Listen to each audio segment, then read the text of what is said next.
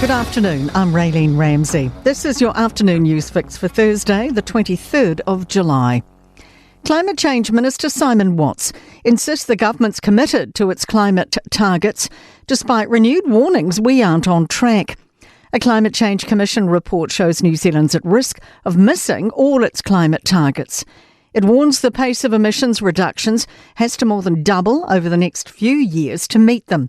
Watts says the government will formally respond to the report in due course. We take on board all feedback from the Climate Change Commission in regards to our broader challenges and opportunities. Nicola Willis seems glad to see the end of Stuart Nash's NZ First campaign.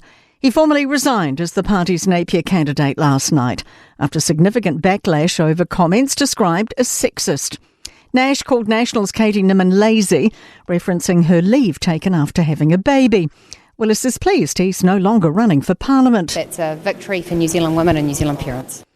Councillor Takira Lawrence will instead stand for NZ First in Napier.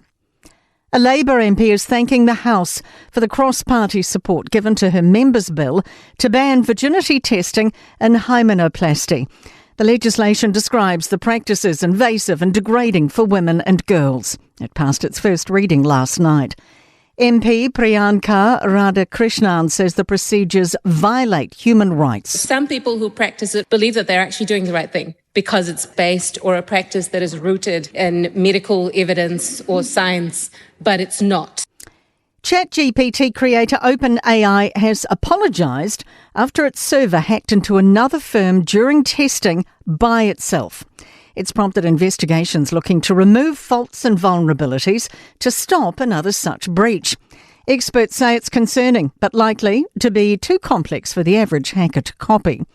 AI Forum New Zealand Chair Marcia McCauley says more monitoring is needed. The systems are getting more and more powerful, and we need to have some guardrail in place. We need to monitor it. We need to have supervision at every stage rather than to see the final outcome.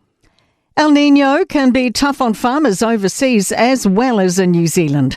The weather pattern brings increased dry spells and drought is expected to be particularly strong this year.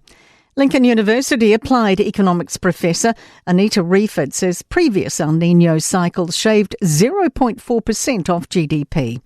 But she says Kiwi producers won't be the only ones affected. Our competitors are also experiencing negative impacts of El Niño on their production. It can raise global prices, which can soften the financial hit for our producers.